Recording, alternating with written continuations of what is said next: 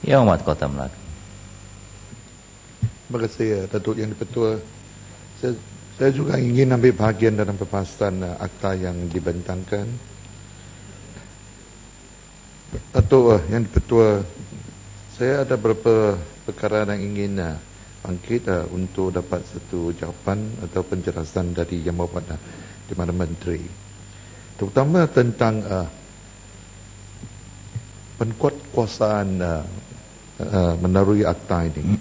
Saya ingin tanya, adakah pihak kementerian ini ada garis panduan atau SOP kepada PBT tentang tindakan mereka ambil terhadap anjing dia yang ada PBT yang ambil tindakan secara amat kasar dan bukan hanya tidak senang dipandang dan juga kita merasakan very cruel dengan izin Datuk Yang Ketua.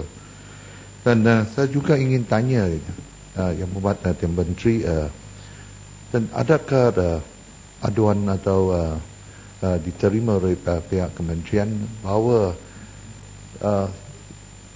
keadaan menjadi semakin teruk, ada juga pekerja-pekerja asing terutama Vietnamese yang menangkap anjing dia dan kucing dia ini untuk makanan mereka.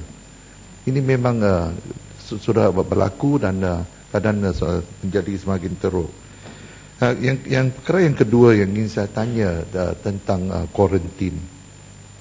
Saya ingin tanya bersama dengan yang dibangkit oleh Yang Berhormat yang lain tentang tempoh masa kuarantin ini, dan juga saya minta tanya, saya nak tanya, adakah pemilik binatang-binatang yang sedang di kuarantin itu berhak untuk mendapatkan second opinion dan mungkin dari web yang swasta yang lain, dan bukan hanya pandangan dari kementerian saja. Perkara yang tiga saya ingin tanya tentang bagaimana dengan kementerian memantau tentang kesesuaian keadaan. Ya, silakan. Terima kasih Ketua Melaka, Tuan Yang Di-Pertua. Kalau kita lihat daripada akta ibu, dinyatakan kalau sekiranya sesuatu binatang itu dilupuskan dan didapati binatang itu mempunyai penyakit yang mungkin boleh merebak atau tak boleh merebak, tuan punya pemilik haiwan tersebut tidak boleh menuntut pampasan. Tetapi jika sekiranya haiwan tersebut tidak mempunyai penyakit ataupun tidak merebakkan penyakit, tuan punya haiwan tersebut boleh menuntut pampasan.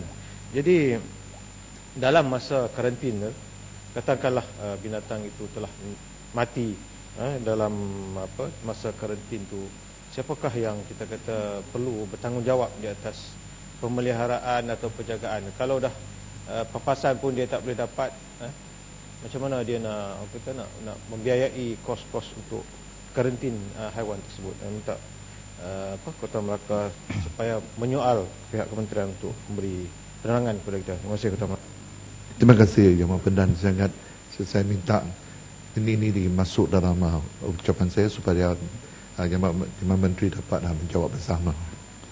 Perkara yang tiga yang ingin saya tanya iaitu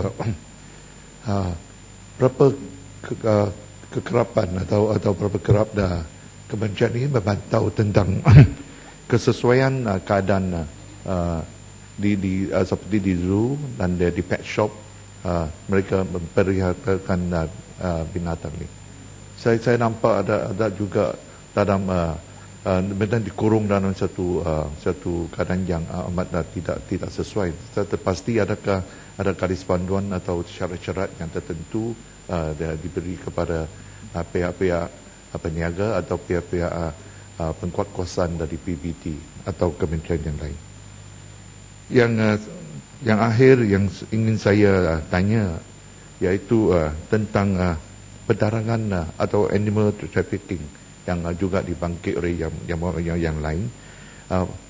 Bagaimana dengan pencapaian pengkuatkuasaan oleh kementerian pada tahun 2012 ini? Berapakah pencapaian atau tanggapan atau yang telah dapat dibuat oleh kementerian, dan Dan bolehkah terang lebih lanjut tentang jenis binatang yang telah diniaga di perdagangan animal trade atau jumlah tahanan atau jumlah tangkapan dan juga berapakah anggaran iaitu harga, what is the cost yang terlibat, dan minta boleh dapatkan satu penjelasan.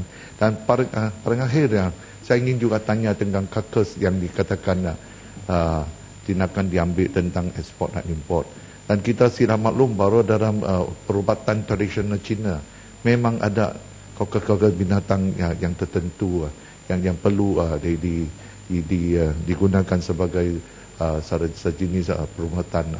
Kerana perubatan tradisional Cina dia bercampur, satu campuran di antara herba dan juga mungkin ada kakus binatang, bahagian binatang yang tertentu. Sebab itu, adakah kementerian ini adakan syarat-syarat yang tertentu atau garis panduan untuk peniaga perubatan tradisional Cina ini dapat menguruskan peniaga mereka? Terima kasih, Datuk Yang Dipertua.